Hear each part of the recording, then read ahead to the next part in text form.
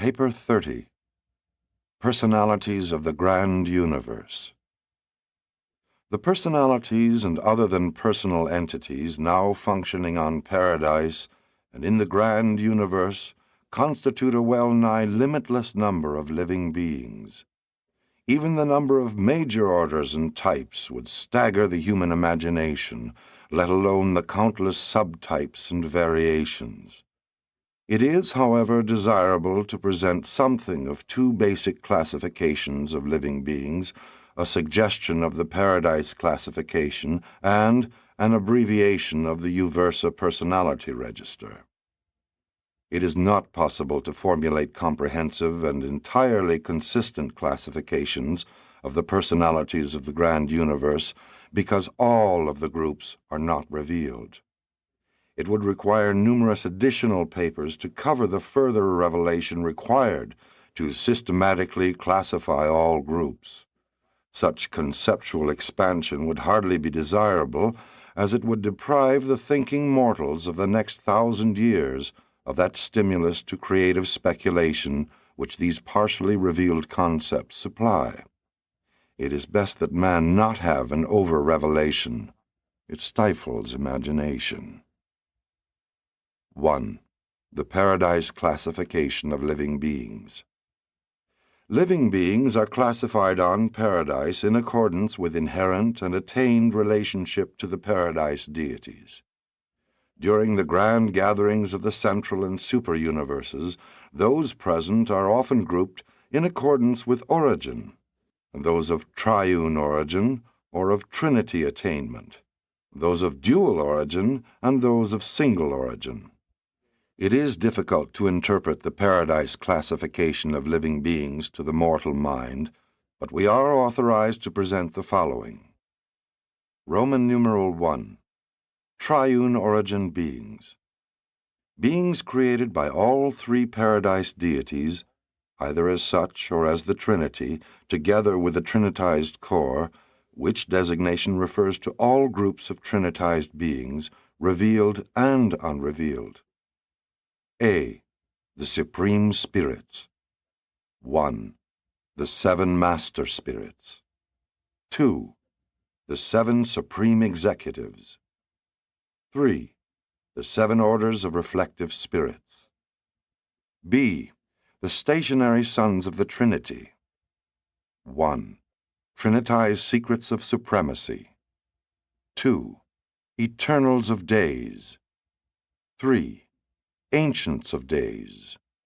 4. Perfections of Days. 5. Recents of Days. 6. Unions of Days. 7. Faithfuls of Days. 8. Perfecters of Wisdom. 9. Divine Counselors. 10. Universal Censors. C. Trinity origin and Trinitized beings. 1. Trinity teacher sons. 2. Inspired Trinity spirits. 3. Avona natives. 4. Paradise citizens. 5.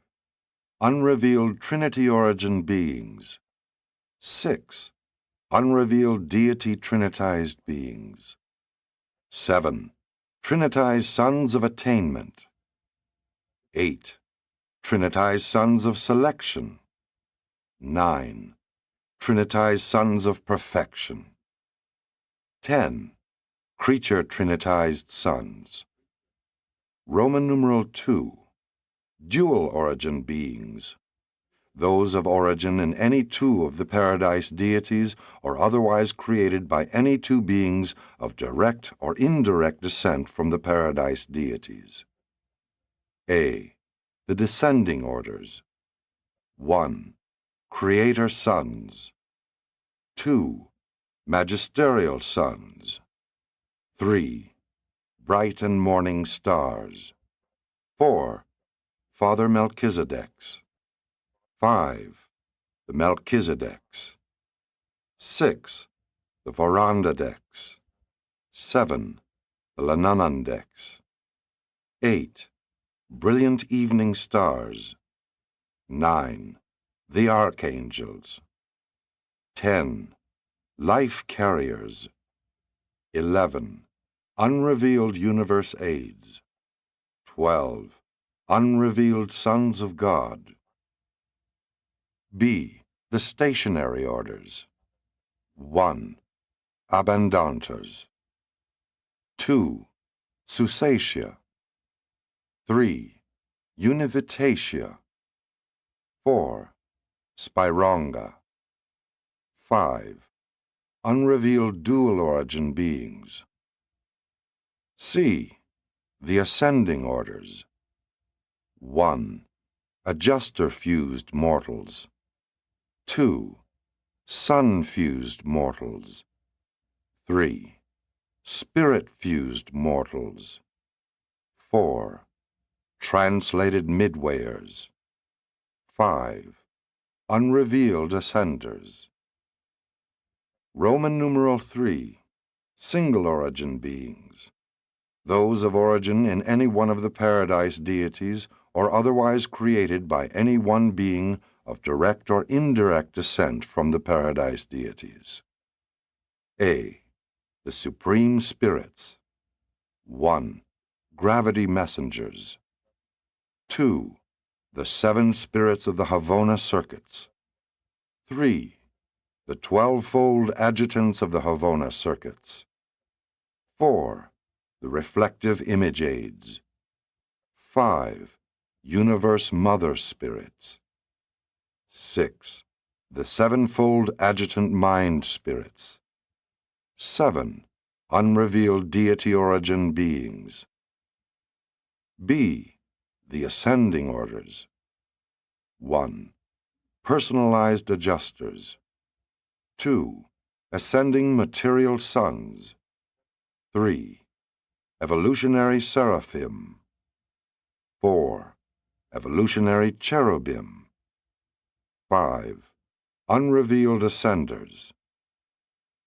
C. The family of the infinite spirit. 1. Solitary messengers. 2. Universe circuit supervisors. 3. Census directors. 4. Personal aids of the infinite spirit. 5. Associate inspectors. 6. Assigned sentinels. 7. Graduate guides. 8. Havona servitals.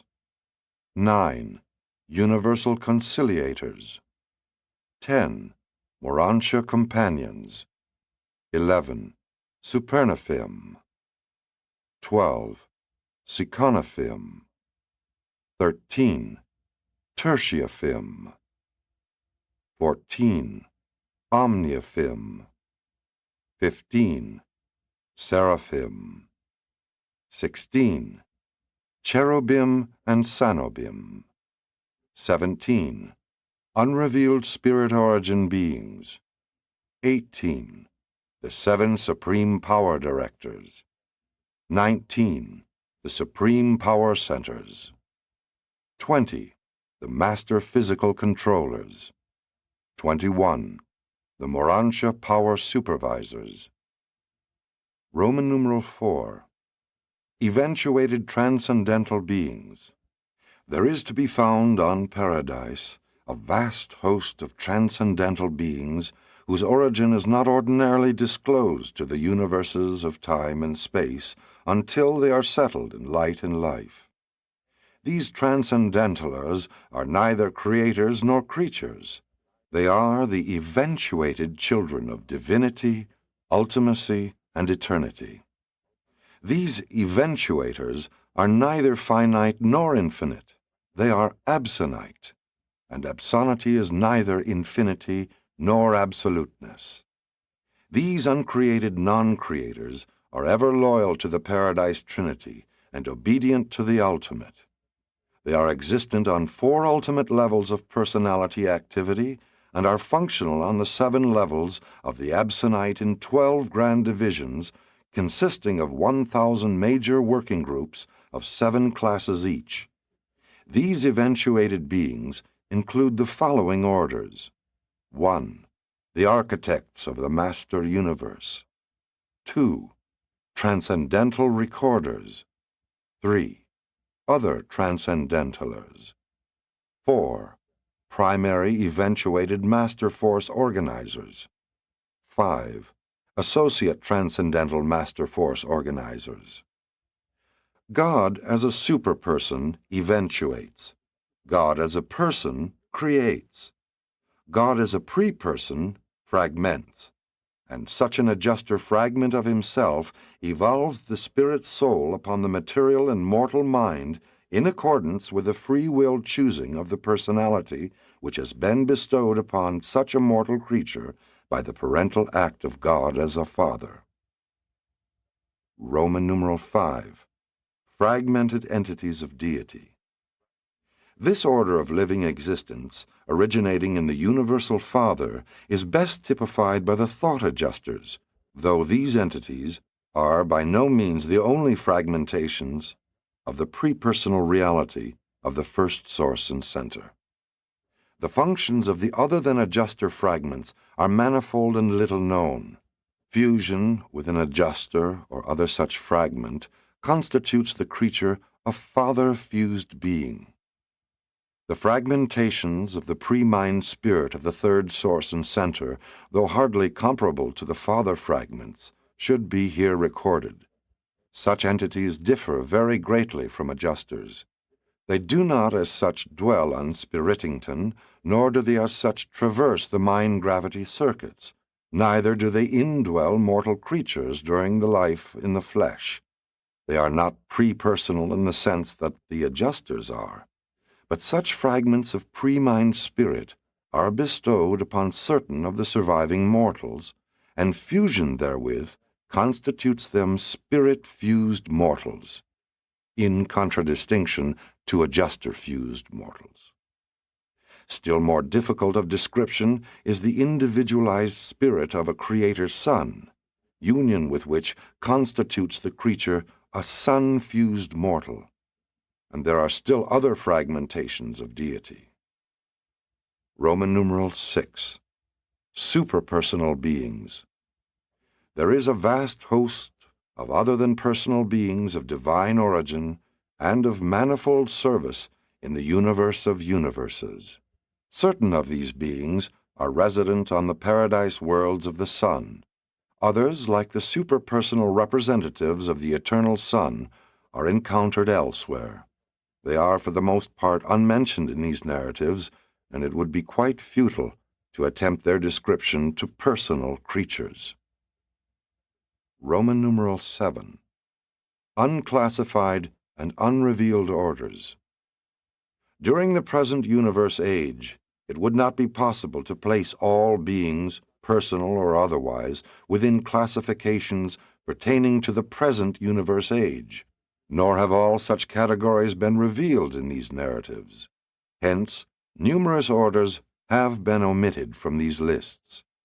Consider the following: the consummator of universe destiny, the qualified vicegerents of the ultimate, the unqualified supervisors of the supreme, the unrevealed creative agencies of the ancients of days, Majeston of paradise, the unnamed reflectivator liaisons of Majeston, the mid-sonite orders of the local universes. No especial significance need attach to the listing of these orders together, except that none of them appear in the paradise classification as revealed herein. These are the unclassified few. You have yet to learn of the unrevealed many. There are spirits, spirit entities, spirit presences, personal spirits, pre-personal spirits, superpersonal spirits, spirit existences, spirit personalities, but neither mortal language nor mortal intellect are adequate. We may, however, state that there are no personalities of pure mind. No entity has personality unless he is endowed with it by God, who is spirit. Any mind entity that is not associated with either spiritual or physical energy is not a personality. But in the same sense that there are spirit personalities who have mind, there are mind personalities who have spirit. Majeston and his associates are fairly good illustrations of mind-dominated beings, but there are better illustrations of this type of personality unknown to you. There are even whole unrevealed orders of such mind personalities, but they are always spirit-associated. Certain other unrevealed creatures are what might be termed mindal and physical energy personalities. This type of being is non-responsive to spirit gravity, but is nonetheless a true personality, is within the Father's circuit. These papers cannot even begin to exhaust the story of the living creatures, creators, eventuators, and still otherwise existent beings who live and worship and serve in the swarming universes of time and in the central universe of eternity. You mortals are persons, hence we can describe beings who are personalized. But how could an absonitized being ever be explained to you? 2. The Uversa Personality Register. The divine family of living beings is registered on Uversa in 7 grand divisions. 1. The Paradise Deities. 2. The Supreme Spirits. 3.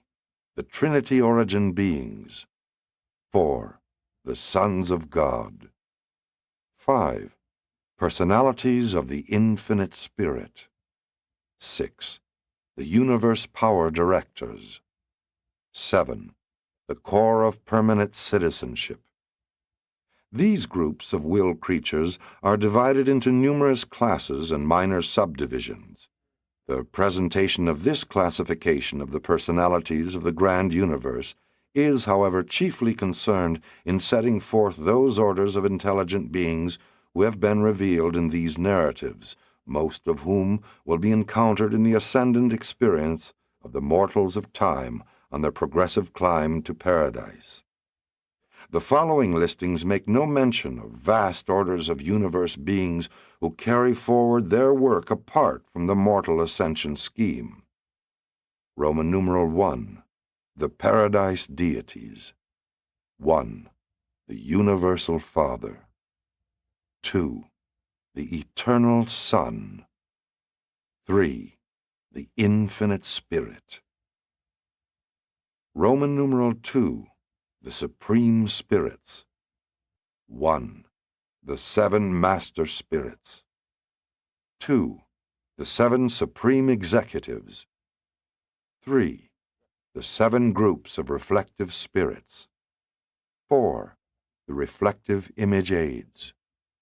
5. The 7 Spirits of the Circuits. 6. Local Universe Creative Spirits. 7. Adjutant Mind Spirits. Roman numeral 3. The Trinity Origin Beings. 1. Trinitized Secrets of Supremacy. 2. Eternals of Days. 3. Ancients of Days. 4. Perfections of Days. 5. Recents of Days. 6. Unions of Days. 7. Faithfuls of Days. 8. Trinity Teacher Sons. 9. Perfecters of Wisdom. 10. Divine Counselors. 11. Universal Censors. 12. Inspired Trinity Spirits. 13. Avona Natives. 14. Paradise Citizens. Roman numeral 4. The Sons of God. A. Descending Sons. 1. Creator Sons, Michaels. 2. Magisterial Sons, Avenals. 3. Trinity Teacher Sons, Danals. 4. Melchizedek Sons. 5. Vorondadek sons. 6. Lanonandek sons. 7. Life carrier sons. B. Ascending sons.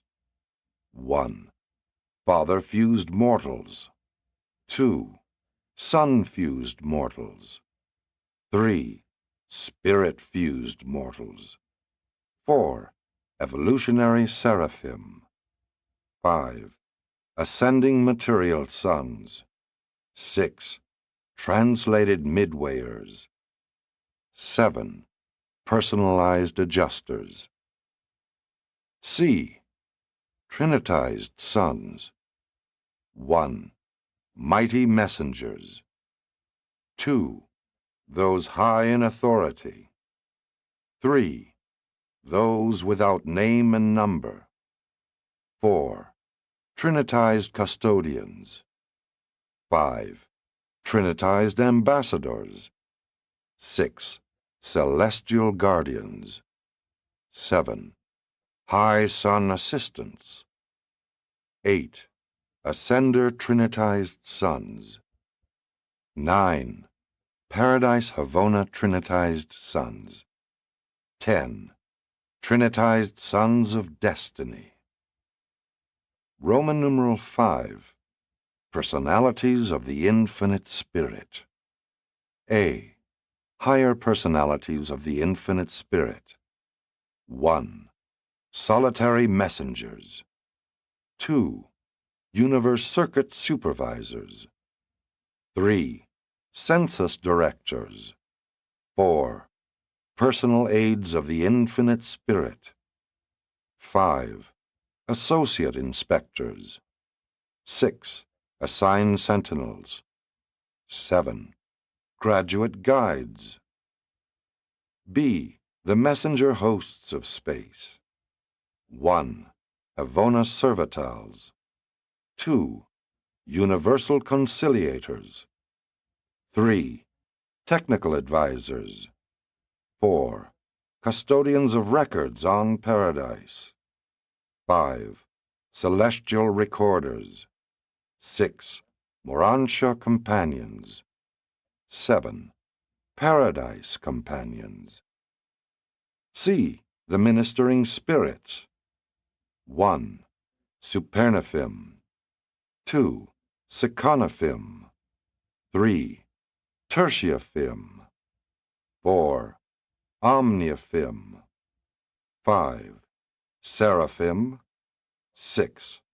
Cherubim and Sanobim. 7. Midwayers. Roman numeral 6. The Universe Power Directors. A. The 7 Supreme Power Directors. B. Supreme Power Centers. 1. Supreme Center Supervisors. 2. Havona Centers. 3. Super Universe Centers. 4. Local Universe Centers. 5. Constellation Centers. 6. System Centers. 7. Unclassified Centers. C. Master Physical Controllers. 1. Associate Power Directors. 2. Mechanical Controllers. 3. Energy Transformers. 4. Energy Transmitters. 5. Primary Associators. 6. Secondary Dissociators. 7. Frandalanks and Chronaldecs. D. Urantia Power Supervisors. 1. Circuit Regulators. 2. System Coordinators. 3. Planetary Custodians. 4. Combined Controllers. 5. Liaison Stabilizers. 6. Selective Assorters. 7. Associate Registrars. Roman numeral 7. The Core of Permanent Citizenship. 1. The Planetary Midwayers. 2. The Adamic Sons of the Systems. 3. the constellation Univitatia. 4. The local universe Susatia. 5. Spirit-fused mortals of the local universes. 6. The super-universe Abundantes. 7. Sun-fused mortals of the super-universes. 8. The Havona natives. 9. Natives of the paradise spheres of the spirit. 10. Natives of the Father's paradise spheres. 11. The created citizens of paradise. 12. Adjuster-fused mortal citizens of paradise. This is the working classification of the personalities of the universes as they are of record on the headquarters world of Uversa. Composite personality groups. There are on Uversa the records of numerous additional groups of intelligent beings, beings that are also closely related to the organization and administration of the grand universe. Among such orders are the following 3 composite personality groups. A. The Paradise Core of the Finality. 1. The Core of Mortal Finalators. 2. The Core of Paradise Finalators. 3. The Core of Trinitized Finalators. 4. The Core of Conjoint Trinitized Finalators. 5. The Core of Havona Finalators. 6. The Core of Transcendental Finalators. 7. The Core of Unrevealed Sons of Destiny. The mortal core of the finality is dealt with in the next and final paper of this series. B. The Universe Aids. 1. Bright and morning stars. 2. Brilliant evening stars. 3. Archangels. 4. Most High Assistants. 5. High Commissioners. 6. Celestial Overseers. 7. Mansion World Teachers. On all headquarters worlds of both local and super-universes, provision is made for these beings who are engaged in specific missions for the Creator's sons, the local universe rulers. We welcome these universe aids on Uversa, but we have no jurisdiction over them. Such emissaries prosecute their work and carry on their observations under authority of the Creator's sons. Their activities are more fully described in the narrative of your local universe. C. The 7 Courtesy Colonies. 1. Star Students. 2. Celestial Artisans. 3. Reversion Directors. 4. Extension School Instructors. 5. The various Reserve Corps. 6. Student Visitors. 7. Ascending Pilgrims. These 7 groups of beings will be found thus organized and governed on all headquarters worlds from the local systems up to the capitals of the super-universes, particularly the latter. The capitals of the 7 super-universes are the meeting places for almost all classes and orders of intelligent beings. With the exception of numerous groups of paradise Havoners, here the will creatures of every phase of existence may be observed and studied. 3. The Courtesy Colonies. The 7 Courtesy Colonies sojourn on the architectural spheres for a longer or shorter time while engaged in the furtherance of their missions and in the execution of their special assignments. Their work may be described as follows. 1. The star students, the celestial astronomers, choose to work on spheres like Uversa because such specially constructed worlds are unusually favorable for their observations and calculations. Uversa is favorably situated for the work of this colony, not only because of its central location, but also because there are no gigantic living or dead suns near at hand to disturb the energy currents. These students are not in any manner organically connected with the affairs of the super-universe. They are merely guests. The astronomical colony of Uversa contains individuals from many nearby realms, from the central universe, and even from Norlashadek. Any being on any world in any system of any universe may become a star student, may aspire to join some corps of celestial astronomers. The only requisites are continuing life and sufficient knowledge of the worlds of space, especially their physical laws of evolution and control. Star students are not required to serve eternally in this corps, but no one admitted to this group may withdraw under 1 millennium of Uversa time. The Star Observer colony of Uversa now numbers over 1 million. These astronomers come and go, though some remain for comparatively long periods. They carry on their work with the aid of a multitude of mechanical instruments and physical appliances. They are also greatly assisted by the solitary messengers and other spirit explorers. These celestial astronomers make constant use of the living energy transformers and transmitters, as well as of the reflective personalities in their work of star study and space survey. They study all forms and phases of space material and energy manifestations, and they are just as much interested in force function as in stellar phenomena. Nothing in all space escapes their scrutiny. Similar astronomer colonies are to be found on the sector headquarters worlds of the super-universe, as well as on the architectural capitals of the local universes and their administrative subdivisions. Except on Paradise, knowledge is not inherent. Understanding of the physical universe is largely dependent on observation and research. 2. The celestial artisans serve throughout the 7 super-universes.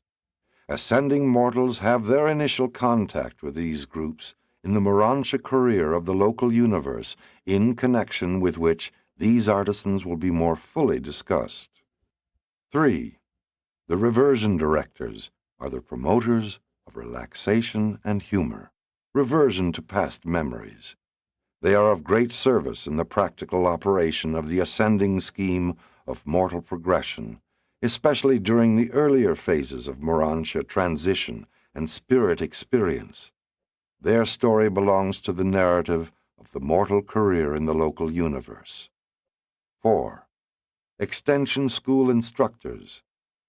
The next higher residential world of the ascendant career always maintains a strong corps of teachers on the world just below, a sort of preparatory school for the progressing residents of that sphere. This is a phase of the ascendant scheme for advancing the pilgrims of time. These schools, their methods of instruction and examinations, are wholly unlike anything which you essay to conduct on Urantia. The entire ascendant plan of mortal progression is characterized by the practice of giving out to other beings new truth and experience just as soon as acquired. You work your way through the long school of paradise attainment by serving as teachers to those pupils just behind you in the scale of progression. 5. The various reserve corps. Vast reserves of beings not under our immediate supervision are mobilized on Uversa as the Reserve Corps colony. There are 70 primary divisions of this colony on Uversa, and it is a liberal education to be permitted to spend a season with these extraordinary personalities. Similar general reserves are maintained on Salvington and other universe capitals. They are dispatched on active service on the requisition of the respective group directors. 6. The student visitors. From all the universe, a constant stream of celestial visitors pours through the various headquarters worlds. As individuals and as classes, these various types of beings flock in upon us as observers, exchange pupils, and student helpers. On Uversa, at present, there are over 1 billion persons in this courtesy colony. Some of these visitors may tarry a day, others may remain a year, all dependent on the nature of their mission. This colony contains almost every class of universe beings except creator personalities and Urantia mortals. Urantia mortals are student visitors only within the confines of the local universe of their origin. They may visit in a super-universe capacity only after they have attained spirit status. Fully one-half of our visitor colony consists of stopovers, beings en route elsewhere who pause to visit the Orvanton capital. These personalities may be executing a universe assignment, or they may be enjoying a period of leisure, freedom from assignment. The privilege of intra-universe travel and observation is a part of the career of all ascending beings. The human desire to travel and observe new peoples and worlds will be fully gratified during the long and eventful climb to paradise through the local, super, and central universes. 7. The Ascending Pilgrims. As the ascending pilgrims are assigned to various services in connection with their paradise progression, they are domiciled as a courtesy colony on the various headquarters spheres. While functioning here and there throughout a super-universe, such groups are largely self-governing. They are an ever-shifting colony, embracing all orders of evolutionary mortals and their ascending associates. 4. The Ascending Mortals. While the mortal survivors of time and space are denominated ascending pilgrims when accredited for the progressive ascent to paradise, these evolutionary creatures occupy such an important place in these narratives that we here desire to present a synopsis of the following 7 stages of the ascending universe career. 1. Planetary mortals. 2. Sleeping survivors. 3. Mansion world students. 4. Urantia progressors. 5. Super-universe wards. 6. Avona pilgrims. 7. Paradise arrivals. The following narrative presents the universe career of an adjuster indwelt mortal. The sun and spirit-fused mortals share portions of this career, but we have elected to tell this story as it pertains to the adjuster-fused mortals, for such a destiny may be anticipated by all of the human races of Urantia. 1. Planetary mortals. Mortals are all animal-origin evolutionary beings of ascendant potential. In origin, nature, and destiny, these various groups and types of human beings are not wholly unlike the Urantia peoples. The human races of each world receive the same ministry of the sons of God and enjoy the presence of the ministering spirits of time. After natural death, all types of ascenders fraternize as one Urantia family on the mansion worlds. 2. Sleeping survivors. All mortals of survival status, in the custody of personal guardians of destiny, pass through the portals of natural death and, on the 3rd period, personalize on the mansion worlds. Those accredited beings who have, for any reason, been unable to attain that level of intelligence mastery and endowment of spirituality, which would entitle them to personal guardians, cannot thus immediately and directly go to the mansion worlds. Such surviving souls must rest in unconscious sleep until the judgment day of a new epoch, a new dispensation, the coming of a Son of God to call the rolls of the age and adjudicate the realm, and this is the general practice throughout all Nebadon. It was said of Christ Michael that when he ascended on high at the conclusion of his work on earth, he led a great multitude of captives, and these captives were the sleeping survivors from the days of Adam to the day of the Master's resurrection on Urantia. The passing of time is of no moment to sleeping mortals. They are wholly unconscious and oblivious to the length of their rest. On reassembly of personality at the end of an age, those who have slept 5,000 years will react no differently than those who have rested 5 days. Aside from this time delay, these survivors pass on through the ascension regime identically with those who avoid the longer or shorter sleep of death. These dispensational classes of world pilgrims are utilized for group Morantia activities in the work of the local universes. There is a great advantage in the mobilization of such enormous groups. They are thus kept together for long periods of effective service. 3. Mansion World Students. All surviving mortals who reawaken on the mansion worlds belong to this class. The physical body of mortal flesh is not a part of the reassembly of the sleeping survivor. The physical body has returned to dust. The Seraphim of Assignment sponsors the new body, the Morantia form, as the new life vehicle for the immortal soul and for the indwelling of the returned adjuster. The adjuster is the custodian of the spirit transcript of the mind of the sleeping survivor. The assigned seraphim is the keeper of the surviving identity, the immortal soul, as far as it has evolved. And when these two, the adjuster and the seraphim, reunite their personality trusts, the new individual constitutes the resurrection of the old personality, the survival of the evolving Morantia identity of the soul. Such a reassociation of soul and adjuster is quite properly called a resurrection, a reassembly of personality factors, but even this does not entirely explain the reappearance of the surviving personality. Though you will probably never understand the fact of such an inexplicable transaction, you will sometime experientially know the truth of it if you do not reject the plan of mortal survival. The plan of initial mortal detention on 7 worlds of progressive training is nearly universal in Orvanton. In each local system of approximately 1,000 inhabited planets, there are 7 mansion worlds, usually satellites or sub-satellites of the system capital. They are the receiving worlds for the majority of ascending mortals.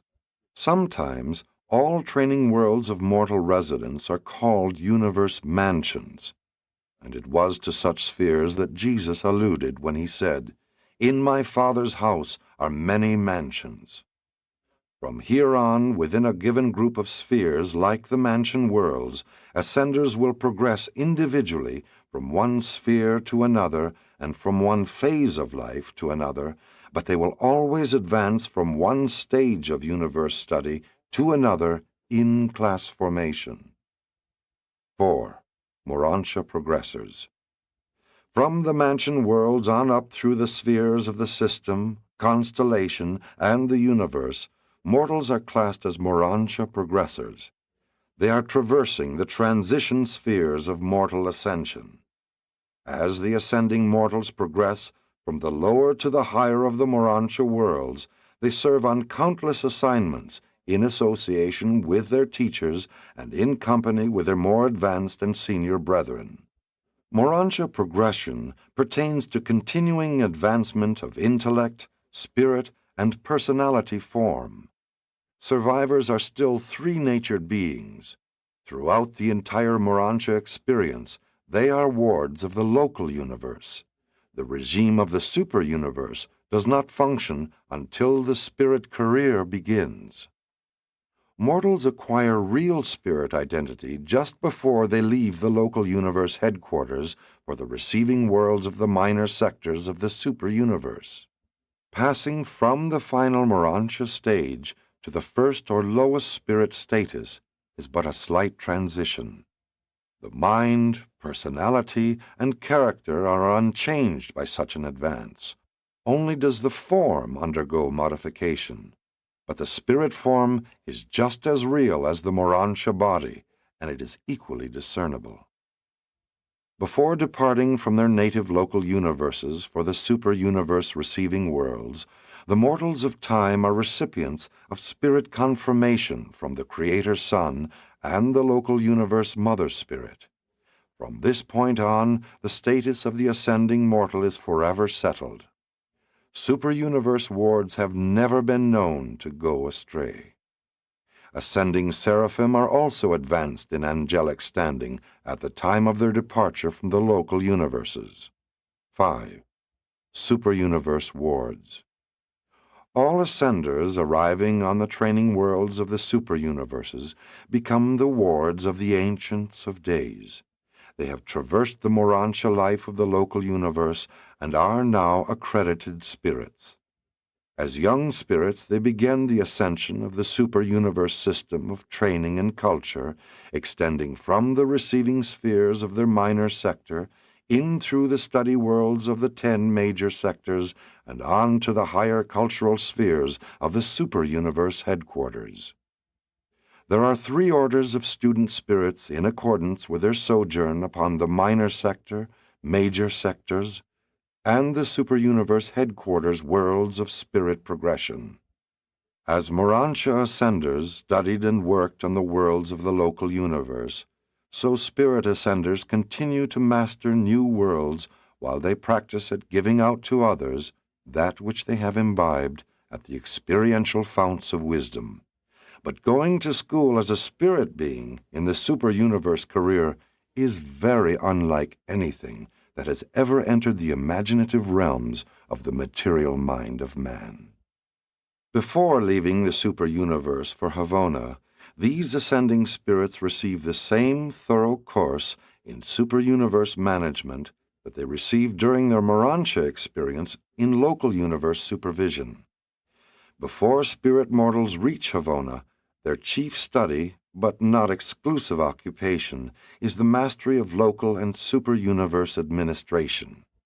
The reason for all of this experience is not now fully apparent, but no doubt such training is wise and necessary in view of their possible future destiny as members of the core of the finality.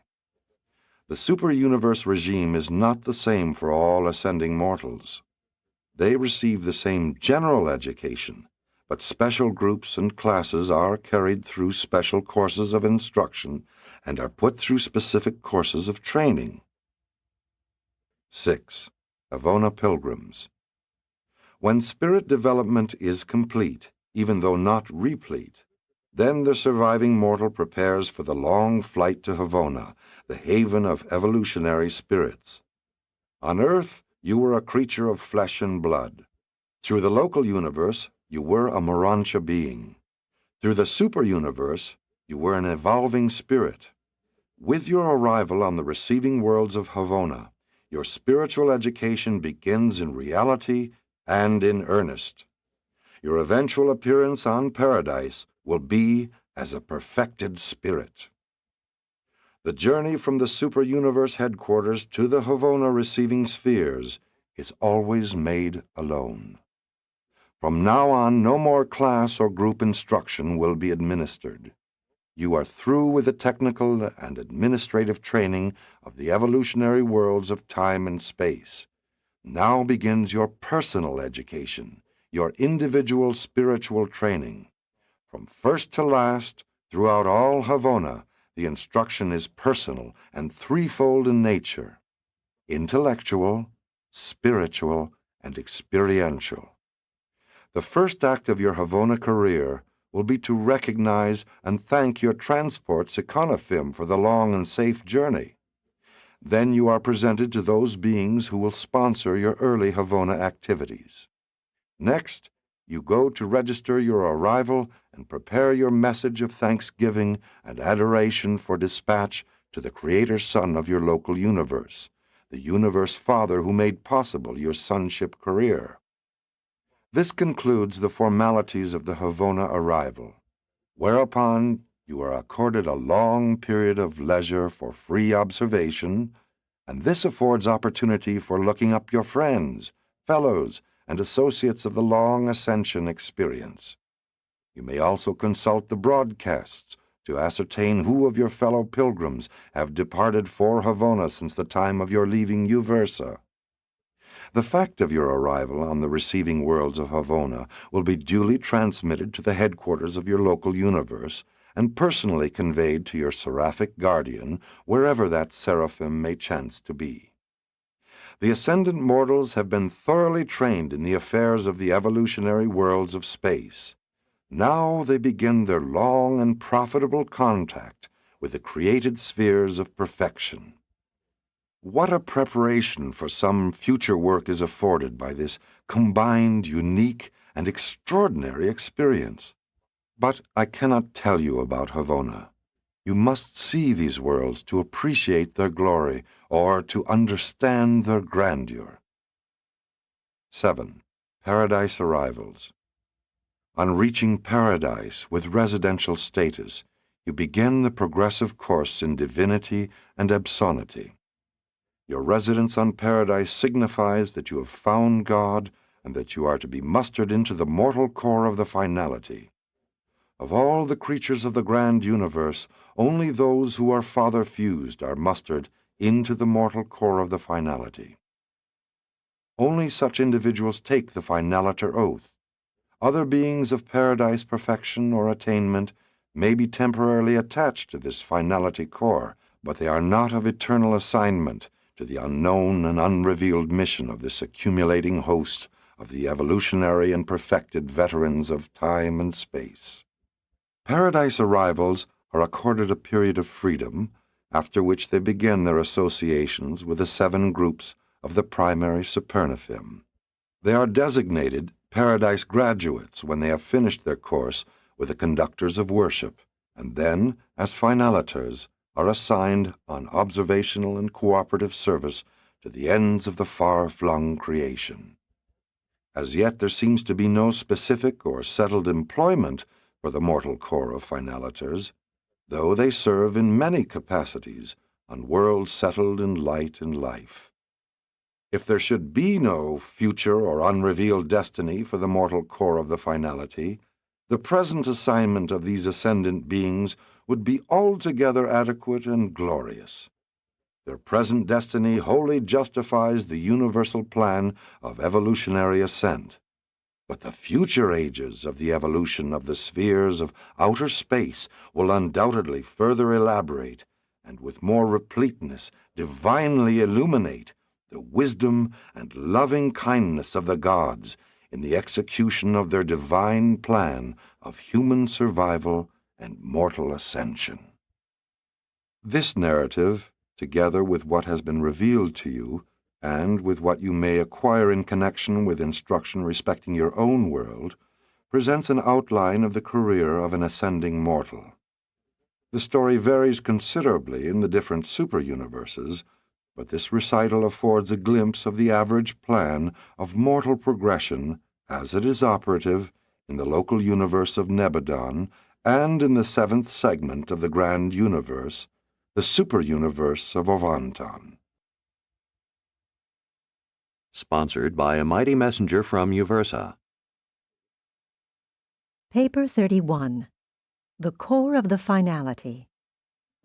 The core of mortal finaliters represents the present known destination of the ascending adjuster-fused mortals of time. But there are other groups who are also assigned to this core. The primary finaliter core is composed of the following: 1. Havona natives. 2. Gravity messengers. 3. Glorified mortals. 4. Adopted seraphim. 5. Glorified material sons. 6. Glorified midway creatures. These 6 groups of glorified beings compose this unique body of eternal destiny. We think we know their future work, but we are not certain. While the core of the mortal finality is mobilizing on paradise, and while they now so extensively minister to the universes of space and administer the world settled in light and life, their future destination must be the now organizing universes of outer space. At least that is the conjecture of Uversa. The core is organized in accordance with the working associations of the worlds of space and in keeping with the associative experience acquired throughout the long and eventful ascendant career. All the ascendant creatures admitted to this core are received in equality. But this exalted equality in no way abrogates individuality or destroys personal identity. We can immediately discern, in communicating with a finaliter, whether he is an ascendant mortal, Havona native, adopted seraphim, midway creature, or material son. During the present universe age, the finaliters return to serve in the universes of time. They are assigned to labor successively in the different super-universes and never in their native super-universes until after they have served in all the other 6 super-creations. Thus may they acquire the 7-fold concept of the Supreme Being. One or more companies of the mortal finaliters are constantly in service on Urantia. There is no domain of universe service to which they are not assigned. They function universally and with alternating and equal periods of assigned duty and free service. We have no idea as to the nature of the future organization of this extraordinary group, but the finaliters are now wholly a self-governing body. They choose their own permanent, periodic, and assignment leaders and directors. No outside influence can ever be brought to bear upon their policies, and their oath of allegiance is only to the Paradise Trinity. The finaliters maintain their own headquarters on Paradise, in the super-universes, in the local universes, and on all the divisional capitals. They are a separate order of evolutionary creation. We do not directly manage them or control them, and yet they are absolutely loyal and always cooperative with all our plans. They are indeed the accumulating tried and true souls of time and space, the evolutionary salt of the universe, and they are forever proof against evil and secure against sin. 1. The Havona Natives. Many of the Havona natives who serve as teachers in the pilgrim training schools of the central universe become greatly attached to the ascending mortals, and still more intrigued with the future work and destiny of the core of mortal finaliters. On Paradise there is maintained, at the administrative headquarters of the core, a registry for Havona volunteers, presided over by the Associate of Grand Fanda. Today you will find millions upon millions of Havona natives upon this waiting list. These perfect beings of direct and divine creation are of great assistance to the mortal core of finality, and they will undoubtedly be of even greater service in the far distant future. They provide the viewpoint of one born in perfection and divine repleteness. The finaliters thus embrace both phases of experiential existence, perfect and perfected. Havona natives must achieve certain experiential developments in liaison with evolutionary beings which will create reception capacity for the bestowal of a fragment of the spirit of the Universal Father. The mortal finaliter core has as permanent members only such beings as have been fused with the spirit of the first source and center, or who, like the gravity messengers, innately embody this spirit of God the Father. The inhabitants of the central universe are received into the core in the ratio of 1 in 1,000, a finaliter company. The core is organized for temporary service in companies of 1,000, the ascendant creatures numbering 997 to 1 Havona native, and 1 gravity messenger. Finaliters are thus mobilized in companies, but the finality oath is administered individually. It is an oath of sweeping implications and eternal import. The Havona native takes the same oath and becomes forever attached to the core. The Havona recruits follow the company of their assignment.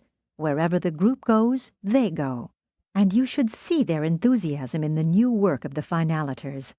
The possibility of attaining the core of the finality is one of the superb thrills of Havona.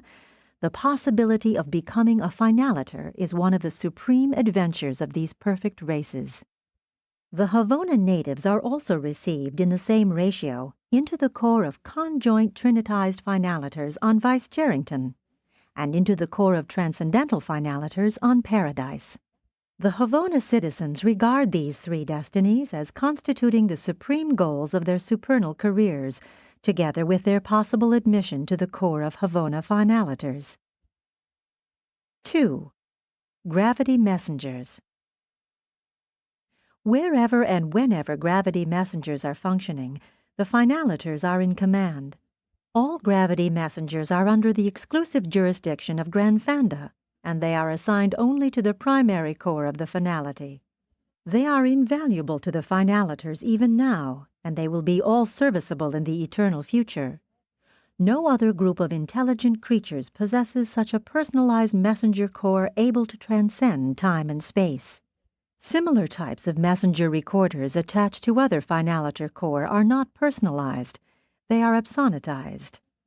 Gravity messengers hail from Divinington, and they are modified and personalized adjusters, but no one of our Uversa group will undertake to explain the nature of one of these messengers. We know they are highly personal beings, divine, intelligent, and touchingly understanding, but we do not comprehend their timeless technique of traversing space. They seem to be competent to utilize any and all energies, circuits, and even gravity. Finaliters of the mortal corps cannot defy time and space, but they have associated with them and subject to their command all but infinite spirit personalities who can. We presume to call gravity messengers personalities, but in reality they are super-spirit beings, unlimited and boundless personalities. They are of an entirely different order of personality as compared with solitary messengers. Gravity messengers may be attached to a finaliter company in unlimited numbers, but only one messenger, the chief of his fellows, is mustered into the mortal corps of the finality. This chief, however, has assigned to him a permanent staff of 999 fellow messengers, and as occasion may require, he may call upon the reserves of the order for assistance in unlimited numbers. Gravity messengers and glorified mortal finaliters achieve a touching and profound affection for one another. They have much in common. One is a direct personalization of a fragment of the Universal Father. The other, a creature personality existent in the surviving immortal soul, fused with a fragment of the same Universal Father, the Spirit Thought Adjuster. 3. Glorified mortals. Ascendant adjuster-fused mortals compose the bulk of the primary core of the finality. Together with the adopted and glorified seraphim, they usually constitute 990 in each finaliter company. The proportion of mortals and angels in any one group varies, though the mortals far outnumber the seraphim. The Havona natives, glorified material sons, glorified midway creatures, the gravity messengers, and the unknown and missing member make up only 1% of the corps. Each company of 1,000 finaliters has places for just 10 of these non-mortal and non-seraphic personalities. We of Uversa do not know the finality destiny of the ascendant mortals of time. At present they reside on paradise and temporarily serve in the corps of light and life, but such a tremendous course of ascendant training and such lengthy universe discipline must be designed to qualify them for even greater tests of trust and more sublime services of responsibility. Notwithstanding that these ascendant mortals have attained paradise, have been mustered into the corps of the finality, and have been sent back in large numbers to participate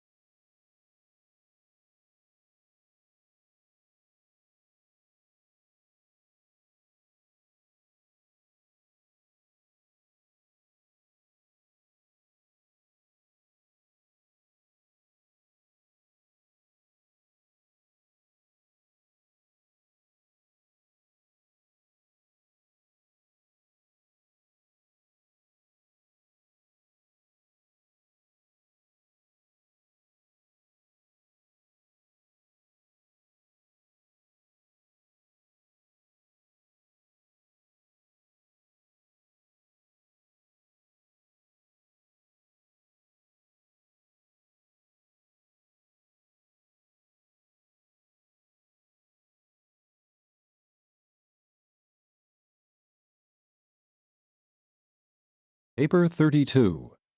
The Evolution of Local Universes. A local universe is the handiwork of a creator son of the Paradise Order of Michael. It comprises 100 constellations, each embracing 100 systems of inhabited worlds. Each system will eventually contain approximately 1,000 inhabited spheres. These universes of time and space are all evolutionary. The creative plan of the Paradise Michaels always proceeds along the path of gradual evolvement and progressive development of the physical, intellectual, and spiritual natures and capacities of the manifold creatures who inhabit the varied orders of spheres comprising such a local universe. Urantia belongs to a local universe whose sovereign is the God-man of Nebadon, Jesus of Nazareth, and Michael of Salvington. And all of Michael's plans for this local universe were fully approved by the Paradise Trinity before he ever embarked upon the supreme adventure of space. The sons of God may choose the realms of their creator activities, but these material creations were originally projected and planned by the Paradise architects of the Master Universe. 1. Physical emergence of universes. The pre-universe manipulations of space force and the primordial energies are the work of the Paradise Master Force organizers. But in the super-universe domains, when emergent energy becomes responsive to local or linear gravity, they retire in favor of the power directors of the super-universe concerned. These power directors function alone in the pre-material and post-force phases of a local universe creation. There is no opportunity for a creator son to begin universe organization until the power directors have effected the mobilization of the space energies sufficiently to provide a material foundation, literal suns and material spheres, for the emerging universe. The local universes are all approximately of the same energy potential, though they differ greatly in physical dimensions and may vary in visible matter content from time to time. The power charge and potential matter endowment of a local universe are determined by the manipulations of the power directors and their predecessors, as well as by the creator son's activities and by the endowment of the inherent physical control possessed by his creative associate. The energy charge of a local universe is approximately 1/100,000th of the force endowment of its superuniverse. In the case of Nebadon, your local universe, the mass materialization is a trifle less. Physically speaking, Nebadon possesses all of the physical endowment of energy and matter that may be found in any of the Orvanton local creations. The only physical limitation upon the developmental expansion of the Nebadon universe consists in the quantitative charge of space energy held captive by the gravity control of the associated powers and personalities of the combined universe mechanism. When energy matter has attained a certain stage in mass materialization, a Paradise creator's son appears upon the scene, accompanied by a creative daughter of the Infinite Spirit. Simultaneously with the arrival of the creator son, work is begun upon the architectural sphere which is to become the headquarters world of the projected local universe. For long ages, such a local creation evolves. Suns become stabilized, planets form and swing into their orbits, while the work of creating the architectural worlds which are to serve as constellation headquarters and system capitals continues. 2. Universe organization. The creator sons are preceded in universe organization by the power directors and other beings originating in the third source and center. From the energies of space thus previously organized, Michael, your creator son, established the inhabited realms of the universe of Nebadon, and ever since has been painstakingly devoted to their administration. From pre-existent energy, these divine sons materialize visible matter, project living creatures, and with the cooperation of the universe presence of the Infinite Spirit, create a diverse retinue of spirit personalities. These power directors and energy controllers, who long preceded the Creator Sun in the preliminary physical work of universe organization, later serve in magnificent liaison with this universe Sun, forever remaining in associated control of those energies which they originally organized and circuitized. On Salvington there now function the same 100 power centers who cooperated with your Creator Sun in the original formation of this local universe. The first completed act of physical creation in Nebudan consisted in the organization of the headquarters world, the architectural sphere of Salvington with its satellites. From the time of the initial moves of the power centers and physical controllers to the arrival of the living staff on the completed spheres of Salvington, there intervened a little over 1 billion years of your present planetary time. The construction of Salvington was immediately followed by the creation of the 100 headquarters worlds of the projected constellations and the 10,000 headquarters spheres of the projected local systems of planetary control and administration, together with their architectural satellites.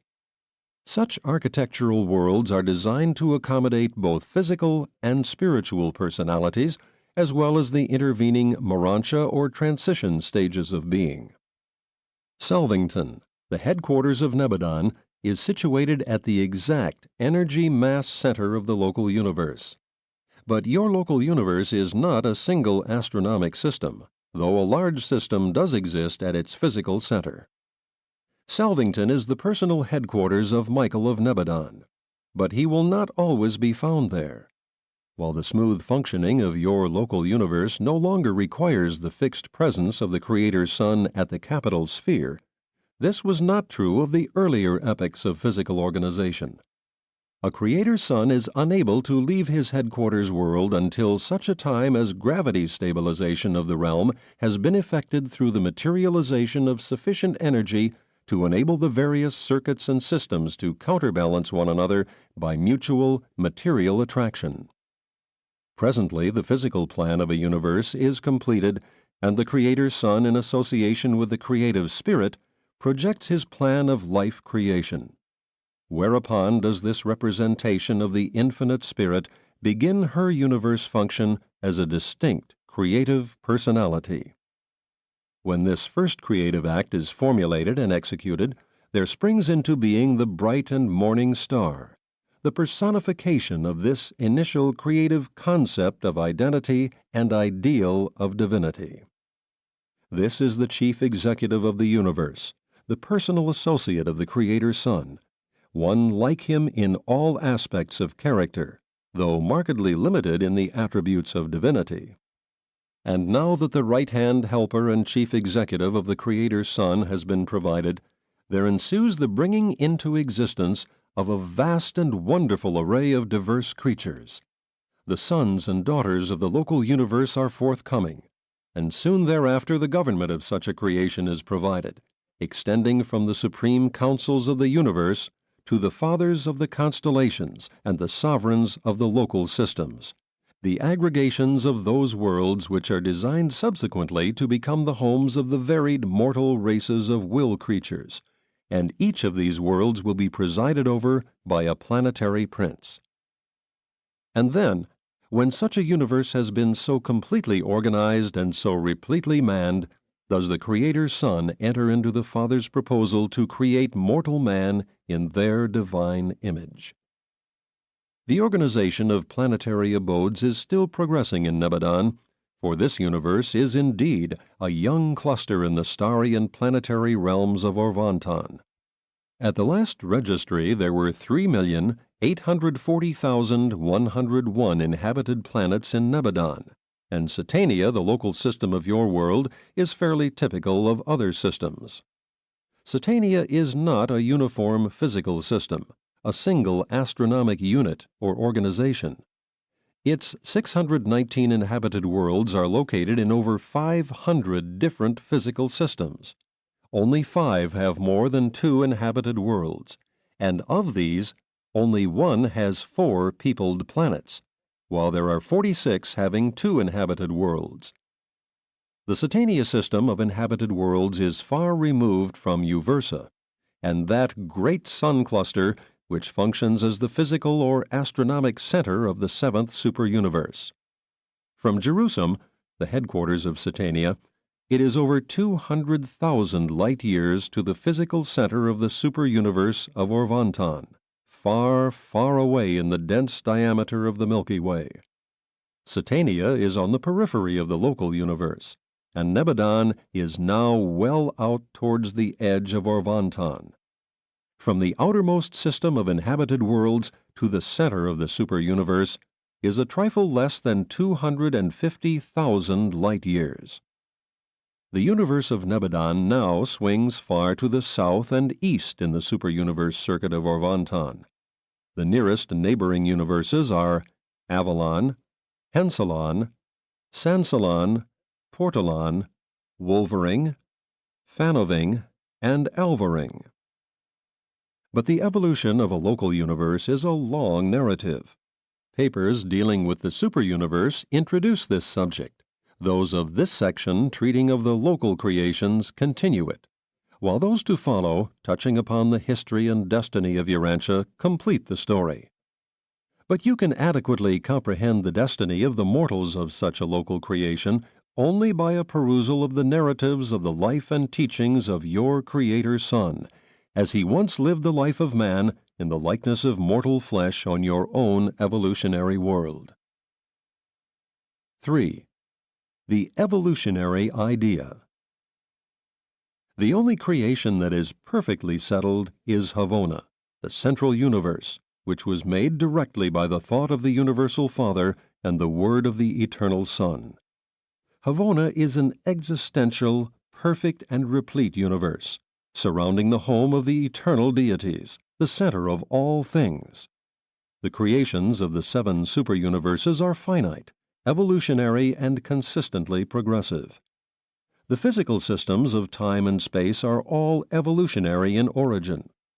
They are not even physically stabilized until they are swung into the settled circuits of their superuniverses. Neither is a local universe settled in light and life until its physical possibilities of expansion and development have been exhausted, and until the spiritual status of all its inhabited worlds has been forever settled and stabilized. Except in the central universe, perfection is a progressive attainment.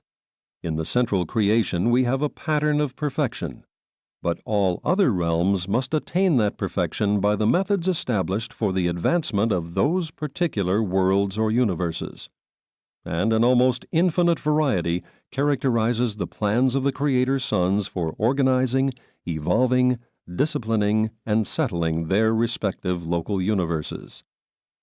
With the exception of the deity presence of the Father, every local universe is, in a certain sense, a duplication of the administrative organization of the central or pattern creation. Although the Universal Father is personally present in the residential universe, he does not indwell the minds of the beings originating in that universe as he does literally dwell with the souls of the mortals of time and space. There seems to be an all-wise compensation in the adjustment and regulation of the spiritual affairs of the far-flung creation. In the central universe, the Father is personally present as such, but absent in the minds of the children of that perfect creation. In the universes of space, the Father is absent in person, being represented by his sovereign sons, while he is intimately present in the minds of his mortal children, being spiritually represented by the pre-personal presence of the mystery monitors that reside in the minds of these will creatures. On the headquarters of a local universe there reside all those creator and creative personalities who represent self-contained authority and administrative autonomy, except the personal presence of the Universal Father.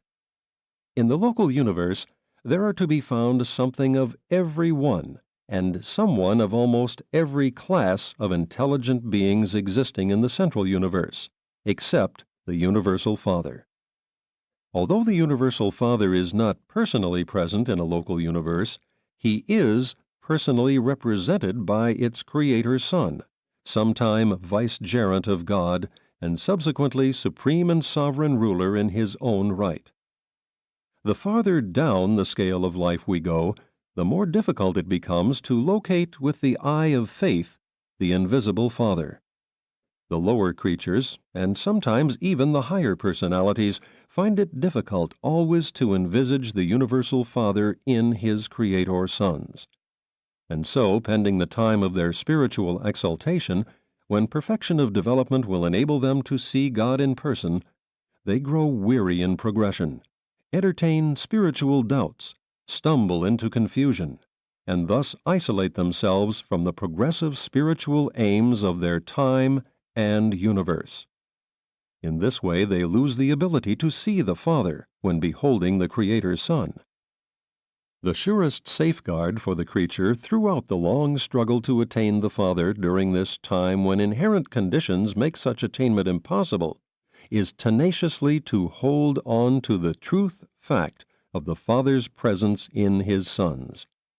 Literally and figuratively, spiritually and personally, the Father and the sons are one. It is a fact. He who has seen a Creator Son has seen the Father. The personalities of a given universe are settled and dependable at the start only in accordance with their degree of kinship to deity.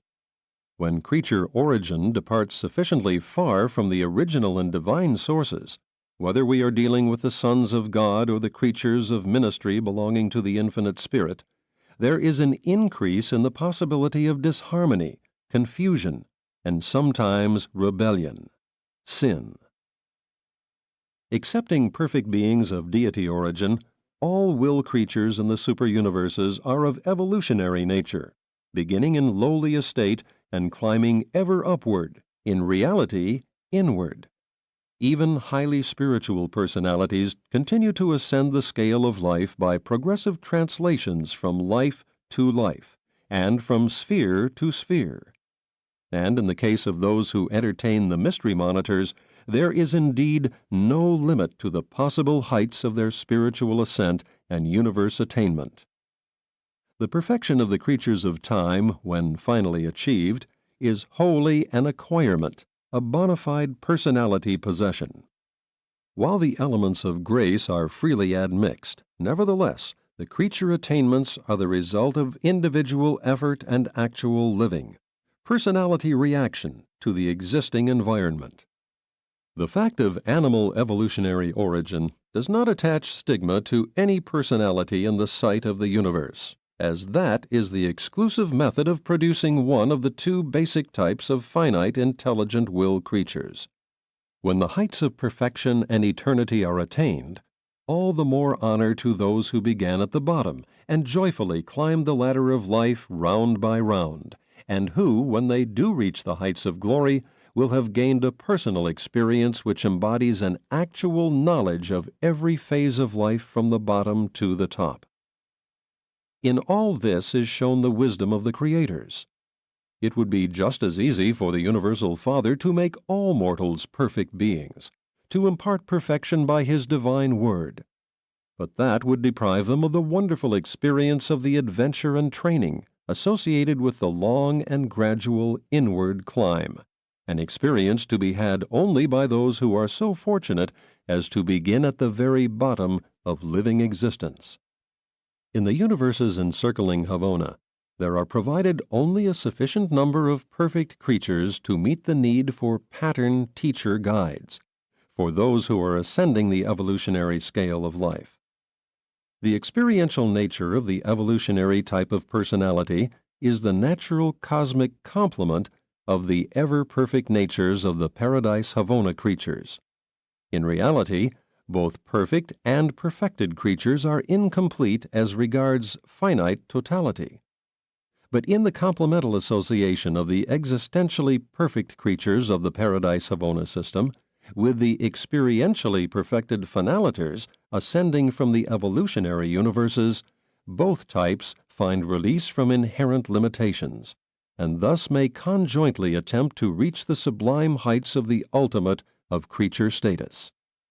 These creature transactions are the universe repercussions of actions and reactions within the sevenfold deity, wherein the eternal divinity of the Paradise Trinity is conjoined with the evolving divinity of the supreme creators of the time-space universes, in, by, and through the power-actualizing deity of the Supreme Being. The divinely perfect creature and the evolutionary perfected creature are equal in degree of divinity potential, but they differ in kind. Each must depend on the other to attain supremacy of service. The evolutionary super-universes depend on perfect Havona to provide the final training for their ascending citizens. But so does the perfect central universe require the existence of the perfecting super-universes to provide for the full development of its descending inhabitants. The two prime manifestations of finite reality, innate perfection and evolved perfection, be they personalities or universes, are coordinate, dependent, and integrated. Each requires the other to achieve completion of function, service, and destiny. 4. God's relation to a local universe. Do not entertain the idea that, since the Universal Father has delegated so much of himself and his power to others, he is a silent or inactive member of the deity partnership. Aside from personality domains and adjuster bestowal, he is apparently the least active of the paradise deities, in that he allows his deity coordinates, his sons, and numerous created intelligences to perform so much in the carrying out of his eternal purpose. He is the silent member of the creative trio only in that he never does aught which any of his coordinate or subordinate associates can do.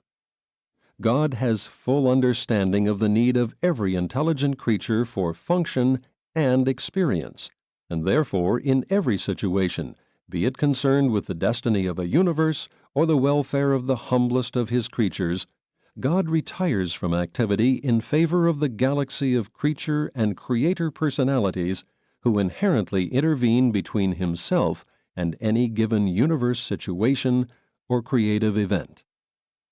But notwithstanding this retirement, this exhibition of infinite coordination, there is on God's part an actual, literal, and personal participation in these events by and through these ordained agencies and personalities. The Father is working in and through all these channels for the welfare of all his far-flung creation. As regards the policies, conduct, and administration of a local universe, the Universal Father acts in the person of his Creator Son.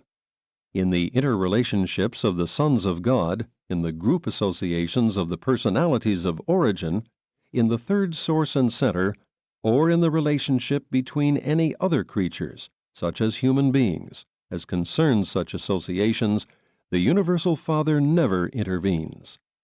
The law of the Creator Son, the rule of the constellation fathers, the system sovereigns, and the planetary princes, the ordained policies and procedures for that universe, always prevail. There is no division of authority. Never is there a cross-working of divine power and purpose. The deities are in perfect and eternal unanimity. The Creator Son rules supreme in all matters of ethical associations, the relations of any division of creatures to any other class of creatures, or of two or more individuals within any given group. But such a plan does not mean that the Universal Father may not in his own way intervene, and do aught that pleases the divine mind with any individual creature throughout all creation, as pertains to that individual's present status or future prospects, and as concerns the Father's eternal plan and infinite purpose. In the mortal will creatures, the Father is actually present in the indwelling adjuster, a fragment of his pre-personal spirit, and the Father is also the source of the personality of such a mortal will creature. These thought adjusters, the bestowals of the Universal Father, are comparatively isolated. They indwell human minds, but have no discernible connection with the ethical affairs of a local creation. They are not directly coordinated with the seraphic service, nor with the administration of systems, constellations, or a local universe, not even with the rule of a Creator Son, whose will is the supreme law of His universe.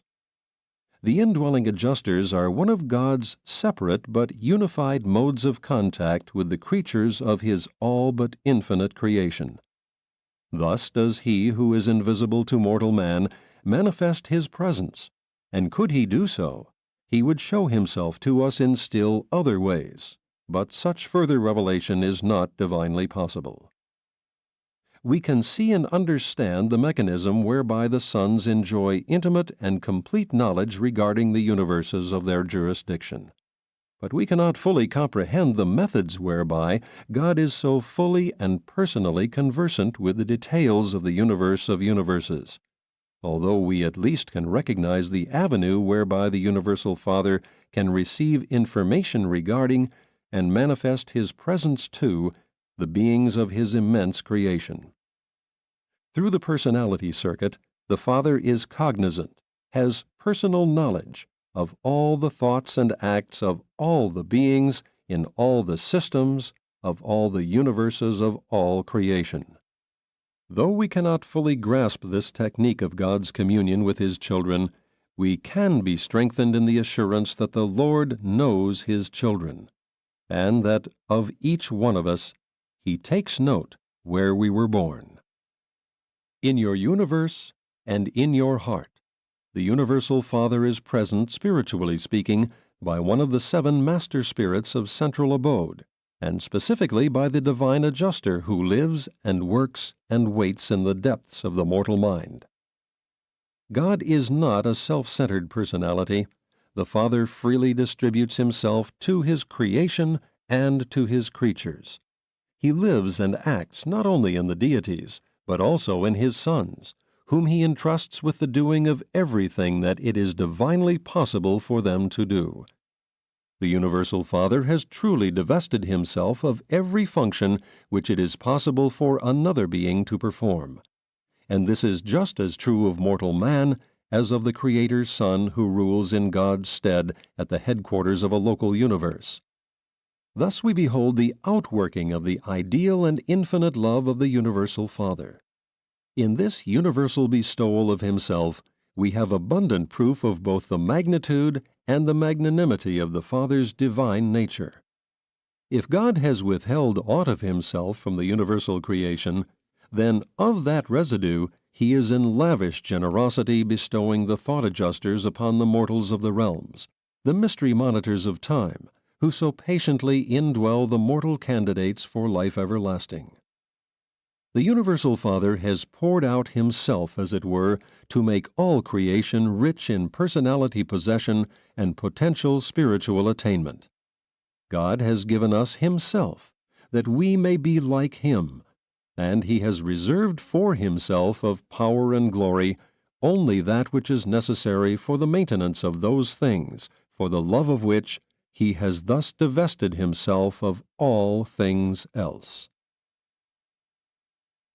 5. The Eternal and Divine Purpose. There is a great and glorious purpose in the march of the universes through space. All of your mortal struggling is not in vain. We are all part of an immense plan, a gigantic enterprise, and it is the vastness of the undertaking that renders it impossible to see very much of it at any one time and during any one life. We are all a part of an eternal project which the gods are supervising and outworking. The whole marvelous and universal mechanism moves on majestically through space to the music of the meter of the infinite thought and the eternal purpose of the first great source and center. The eternal purpose of the eternal God is a high spiritual ideal. The events of time and the struggles of material existence are but the transient scaffolding which bridges over to the other side, to the promised land of spiritual reality and supernal existence. Of course, you mortals find it difficult to grasp the idea of an eternal purpose. You are virtually unable to comprehend the thought of eternity, something never beginning and never ending. Everything familiar to you has an end. As regards an individual life, the duration of a realm, or the chronology of any connected series of events, it would seem that we are dealing with an isolated stretch of time. Everything seems to have a beginning and an end. And it would appear that a series of such experiences, lives, ages, or epochs, when successively arranged, constitutes a straightaway drive, an isolated event of time flashing momentarily across the infinite face of eternity.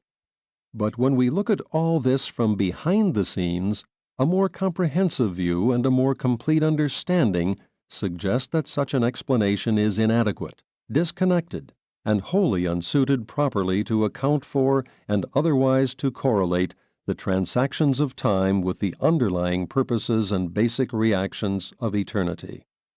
To me, it seems more fitting for purposes of explanation to the mortal mind to conceive of eternity as a cycle, and the eternal purpose as an endless circle, a cycle of eternity in some way synchronized with the transient material cycles of time.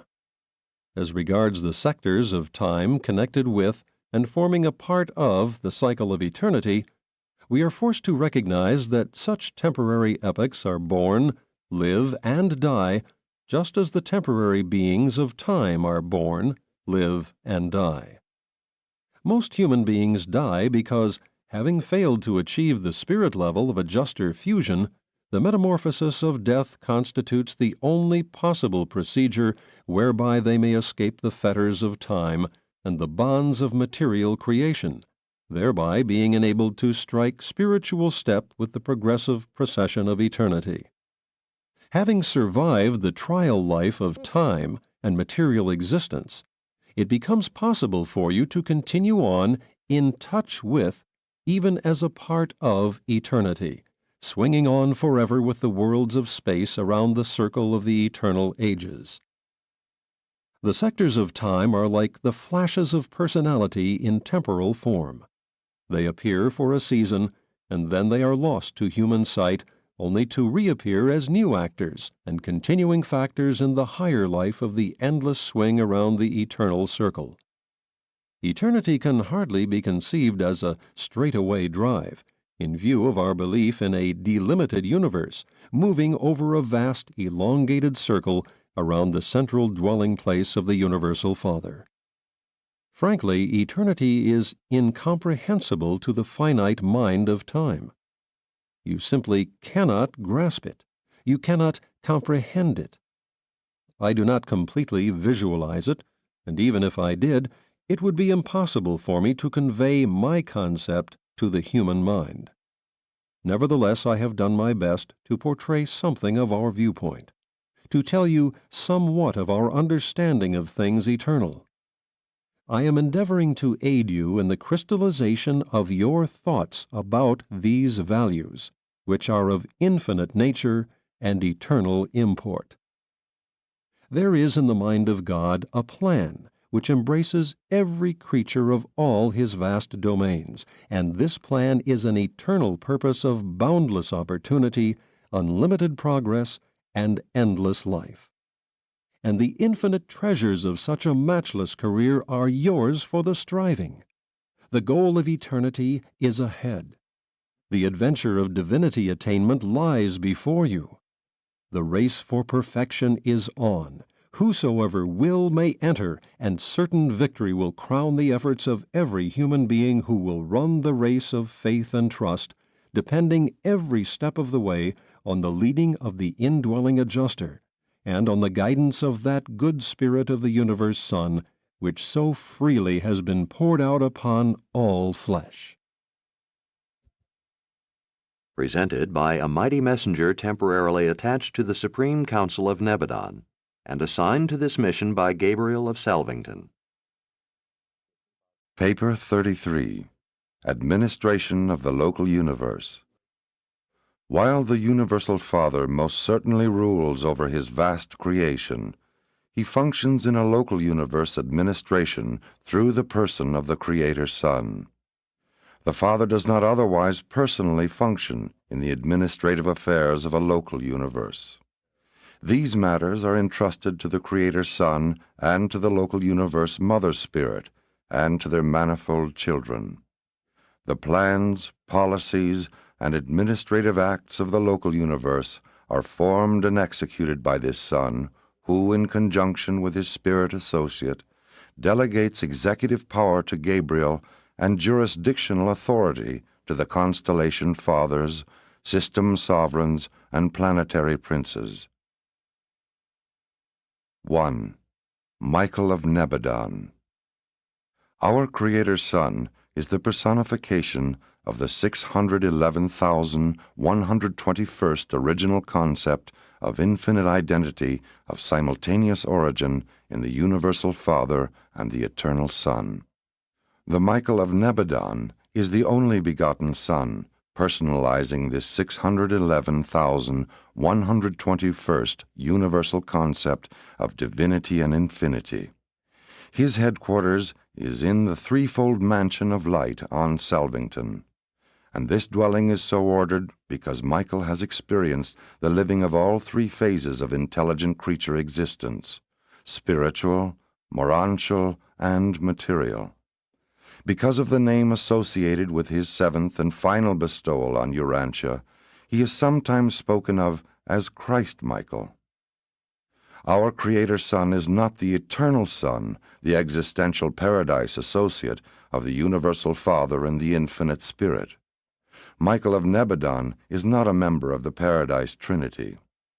Nevertheless, our Master Son possesses in his realm all of the divine attributes and powers that the Eternal Son himself would manifest were he actually to be present on Salvington and functioning in Nebadon.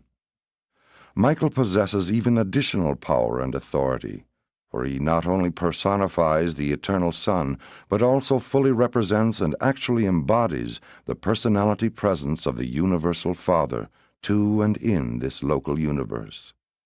He even represents the Father-Son.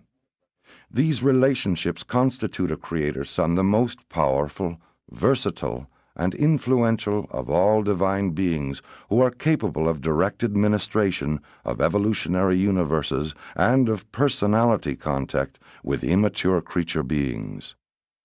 Our Creator Son exerts the same spiritual drawing power, spirit gravity, from the headquarters of the local universe that the Eternal Son of Paradise would exert if he were personally present on Salvington.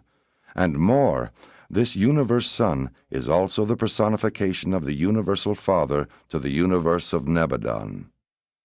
Creator Sons are personality centers for the spiritual forces of the Paradise Father-Son. Creator Sons are the final power personality focalizations of the mighty time-space attributes of God the Sevenfold. The Creator Son is the vicegerent personalization of the Universal Father, the divinity coordinate of the Eternal Son, and the creative associate of the Infinite Spirit. To our universe and all its inhabited worlds, the Sovereign Son is, to all practical intents and purposes, God. He personifies all of the paradise deities which evolving mortals can discerningly comprehend. This Son and his Spirit Associate are your Creator Parents.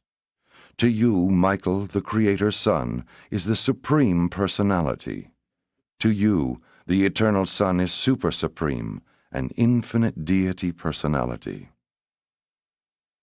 In the person of the Creator Son, we have a ruler and divine parent who is just as mighty, efficient, and beneficent as would be the Universal Father and the Eternal Son, if both were present on Salvington and engaged in the administration of the affairs of the universe of Nebadon. 2. The Sovereign of Nebadon. Observation of Creator Sons discloses that some resemble more the Father, some the Son, while others are a blend of both their infinite parents. Our Creator Son very definitely manifests traits and attributes which more resemble the Eternal Son. Michael elected to organize this local universe, and herein he now reigns supreme. His personal power is limited by the pre-existent gravity circuits centering at Paradise and by the reservation on the part of the Ancients of Days of the super-universe government of all final executive judgments regarding the extinction of personality. Personality is the sole bestowal of the Father, but the Creator's sons, with the approval of the Eternal Son, do initiate new creature designs, and with the working cooperation of their spirit associates, they may attempt new transformations of energy matter.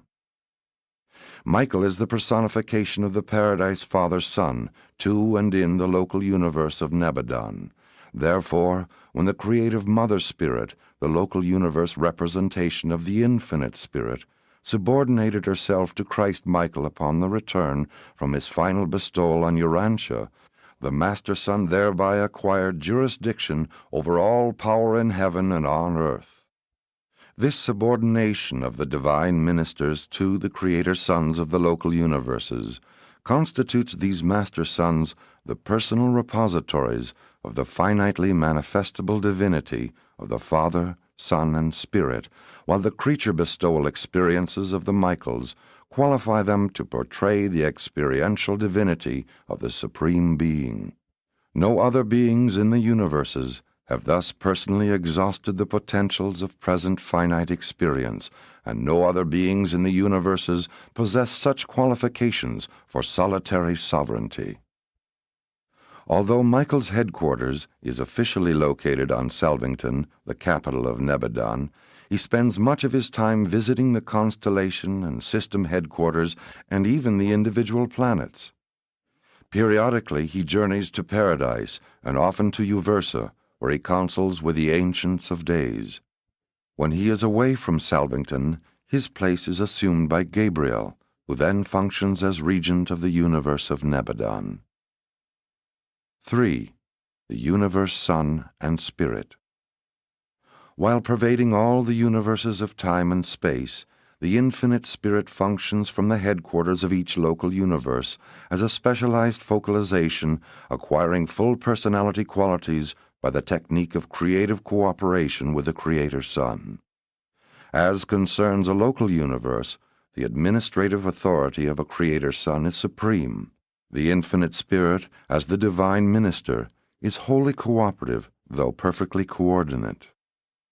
The Universe Mother Spirit of Selvington, the associate of Michael in the control and administration of Nebadon, is of the sixth group of supreme spirits, being the 611,121st of that order.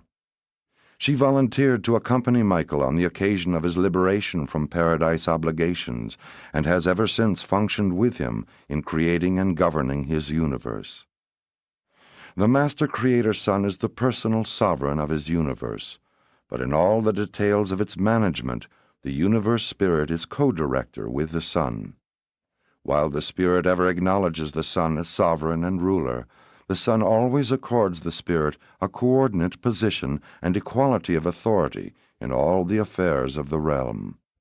In all his work of love and life bestowal, the Creator Son is always and ever perfectly sustained and ably assisted by the all-wise and ever-faithful Universe Spirit, and by all of her diversified retinue of angelic personalities. Such a divine minister is, in reality, the mother of spirits and spirit personalities, the ever-present and all-wise adviser of the Creator Son, a faithful and true manifestation of the Paradise Infinite Spirit. The Son functions as a father in his local universe.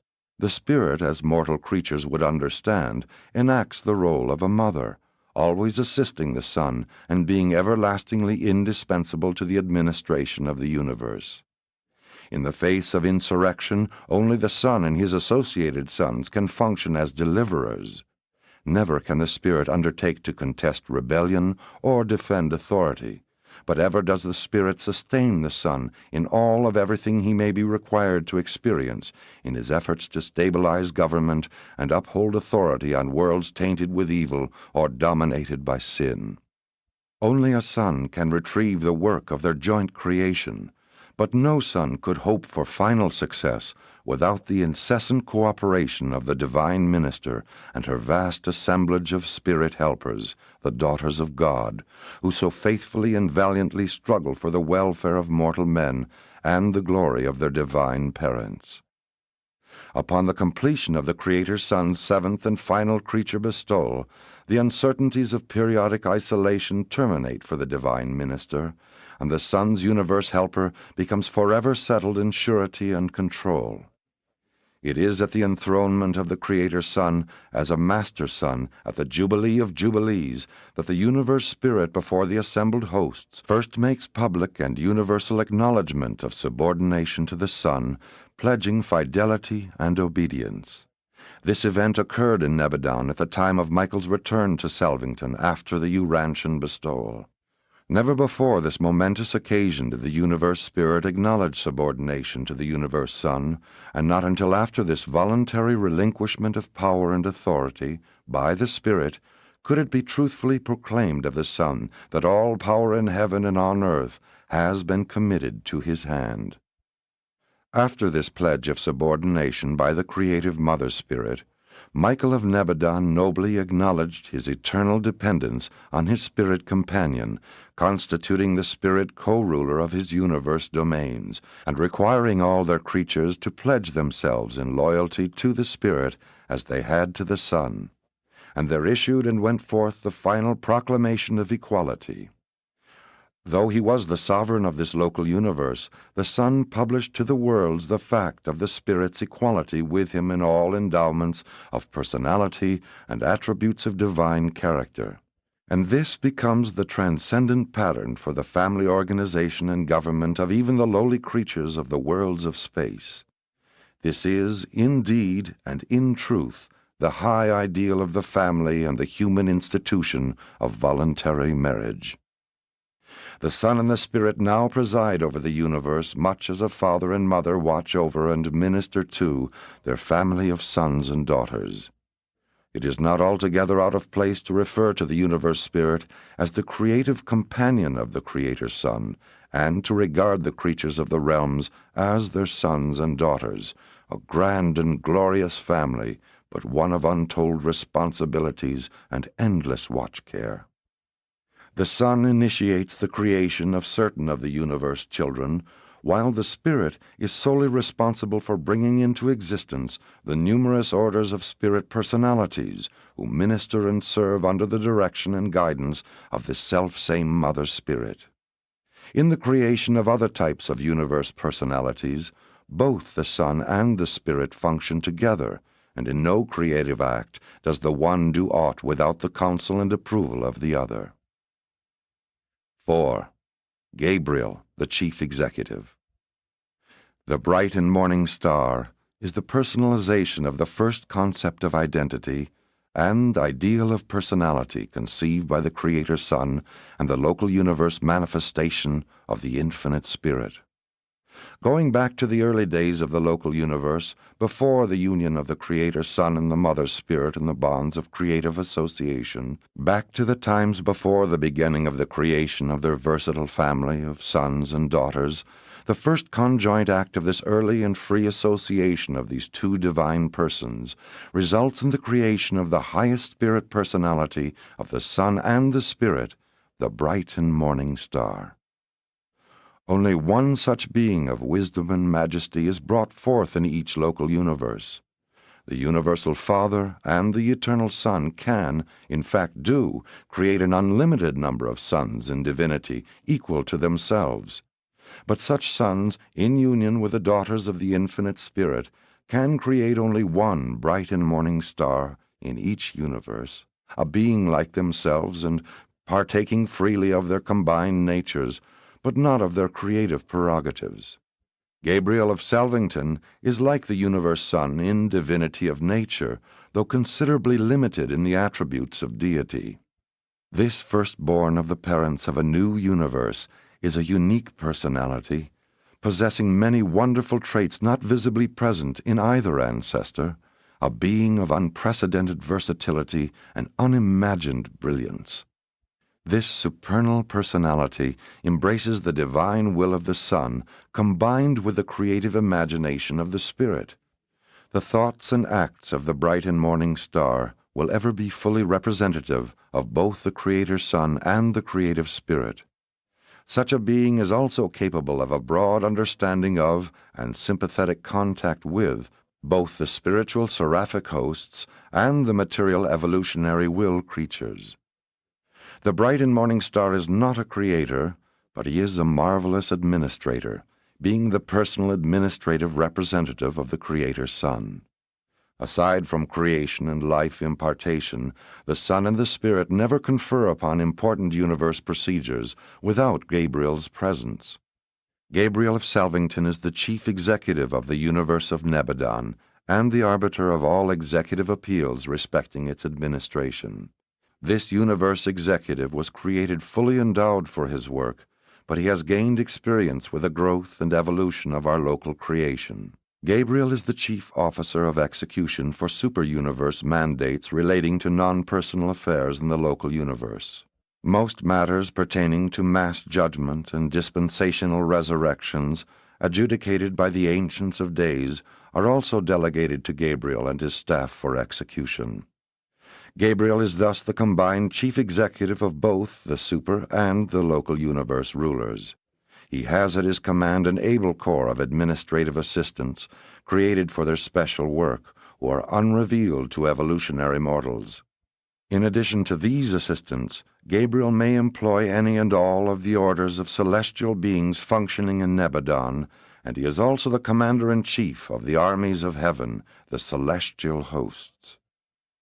Gabriel and his staff are not teachers, they are administrators.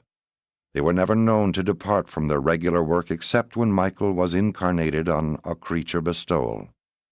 During such bestowals, Gabriel was ever attendant on the will of the incarnated Son, and with the collaboration of the Union of Days, he became the actual director of universe affairs during the later bestowals. Gabriel has been closely identified with the history and development of Urantia ever since the mortal bestowal of Michael.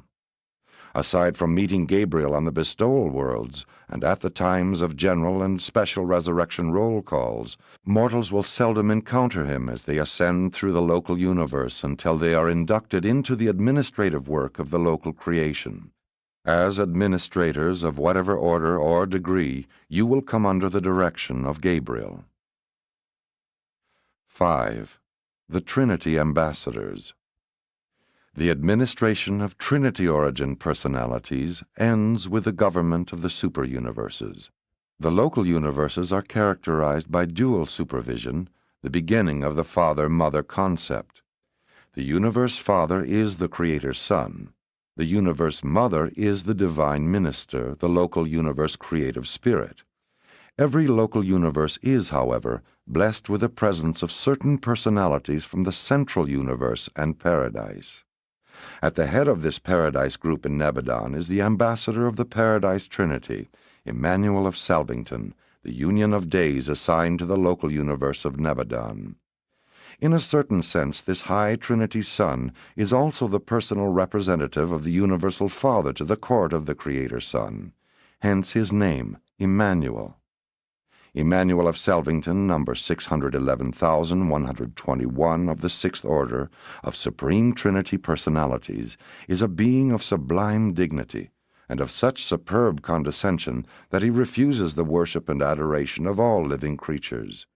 He bears the distinction of being the only personality in all Nebadon who has never acknowledged subordination to his brother Michael. He functions as advisor to the Sovereign Son, but gives counsel only on request. In the absence of the Creator Son, he might preside over any high universe council, but would not otherwise participate in the executive affairs of the universe except as requested. This ambassador of paradise to Nebadon is not subject to the jurisdiction of the local universe government. Neither does he exercise authoritative jurisdiction in the executive affairs of an evolving local universe, except in the supervision of his liaison brethren, the Faithfuls of Days, serving on the headquarters of the constellations. The Faithfuls of Days, like the Union of Days, never proffer advice or offer assistance to the constellation rulers unless it is asked for. These Paradise ambassadors to the constellations represent the final personal presence of the stationary sons of the Trinity functioning in advisory roles in the local universes. Constellations are more closely related to the super-universe administration than local systems, which are administered exclusively by personalities native to the local universe. 6. General Administration. Gabriel is the chief executive and actual administrator of Nebadon. Michael's absence from Salvington in no way interferes with the orderly conduct of universe affairs. During the absence of Michael, as recently on the mission of reunion of Orvanton Master Sons on Paradise, Gabriel is the regent of the universe. At such times Gabriel always seeks the counsel of Emmanuel of Salvington regarding all major problems. The Father Melchizedek is Gabriel's first assistant. When the bright and morning star is absent from Salvington, his responsibilities are assumed by this original Melchizedek son. The various sub-administrations of the universe have assigned to them certain special domains of responsibility. While in general a system government looks after the welfare of its planets, it is more particularly concerned with the physical status of living beings, with biologic problems. In turn, the constellation rulers pay especial attention to the social and governmental conditions prevailing on the different planets and systems. A constellation government is chiefly exercised over unification and stabilization.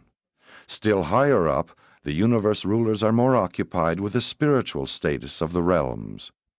Ambassadors are appointed by judicial decree and represent universes to other universes. Consuls are representatives of constellations to one another and to the universe headquarters. They are appointed by legislative decree and function only within the confines of the local universe. Observers are commissioned by executive decree of a system sovereign to represent that system to other systems and at the constellation capital, and they, too, function only within the confines of the local universe. From Salvington, broadcasts are simultaneously directed to the constellation headquarters, the system headquarters, and to individual planets. All higher orders of celestial beings are able to utilize this service for communication with their fellows scattered throughout the universe. The universe broadcast is extended to all inhabited worlds regardless of their spiritual status. Planetary intercommunication is denied only those worlds under spiritual quarantine. Constellation broadcasts are periodically sent out from the headquarters of the constellation by the chief of the constellation fathers. Chronology is reckoned, computed, and rectified by a special group of beings on Salvington. The standard day of Nebadon is equal to 18 days and 6 hours of Urantia time, plus 2½ minutes.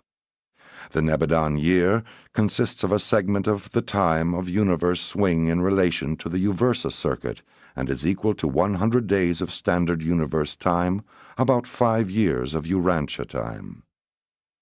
Nebadon time, broadcast from Salvington, is the standard for all constellations and systems in this local universe.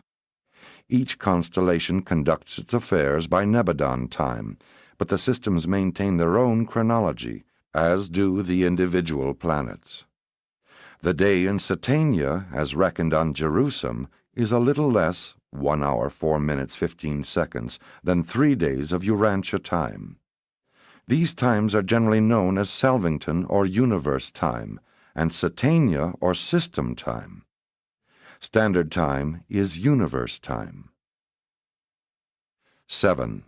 The Courts of Nebadon. The Master Son, Michael, is supremely concerned with but 3 things: creation, sustenance, and ministry. He does not personally participate in the judicial work of the universe. Creators never sit in judgment on their creatures. That is the exclusive function of creatures of high training and actual creature experience. The entire judicial mechanism of Nebadon is under the supervision of Gabriel. The high courts located on Salvington are occupied with problems of general universe import. and with the appellate cases coming up from the system tribunals. There are 70 branches of these universe courts, and they function in 7 divisions of 10 sections each.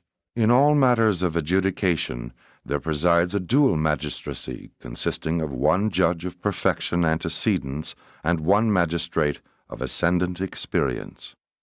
As regards jurisdiction, the local universe courts are limited in the following matters. 1. The administration of the local universe is concerned with creation, evolution, maintenance, and ministry. The universe tribunals are therefore denied the right to pass upon those cases involving the question of eternal life and death.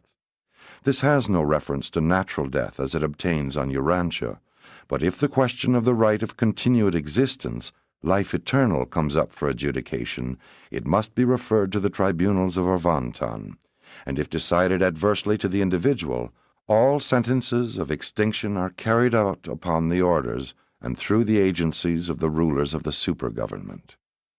2.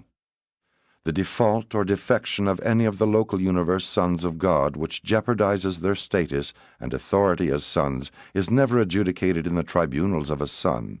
Such a misunderstanding would be immediately carried to the super-universe courts. 3. The question of the readmission of any constituent part of a local universe, such as a local system, to the fellowship of full spiritual status in the local creation subsequent to spiritual isolation, must be concurred in by the High Assembly of the super-universe.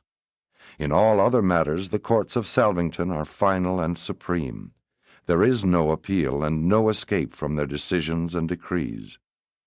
However unfairly human contentions may sometimes appear to be adjudicated on Urantia, in the universe justice and divine equity do prevail. You are living in a well-ordered universe, and sooner or later you may depend upon being dealt with justly, even mercifully. 8. The legislative and executive functions.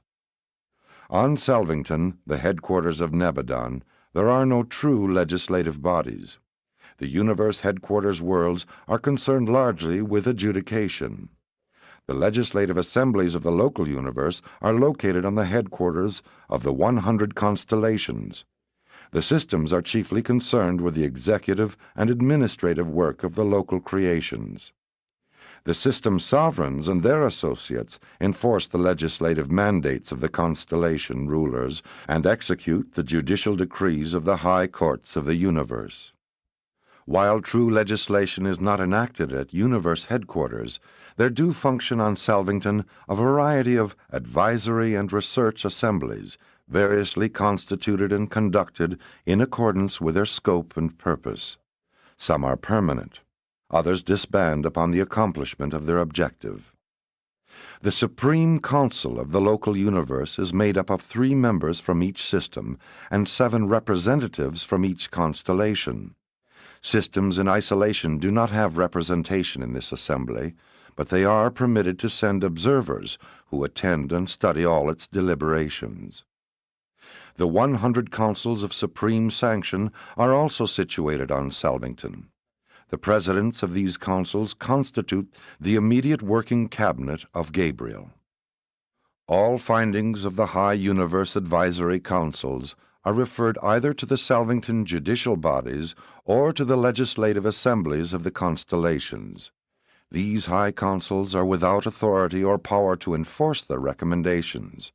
If their advice is founded on the fundamental laws of the universe, then will the Nebadon courts issue rulings of execution.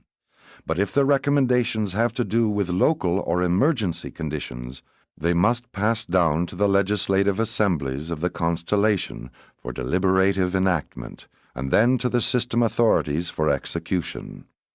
These high councils are, in reality, the universe super-legislatures, but they function without the authority of enactment and without the power of execution. While we speak of universe administration in terms of courts and assemblies, it should be understood that these spiritual transactions are very different from the more primitive and material activities of Urantia, which bear corresponding names. presented by the Chief of the Archangels of Nebadon.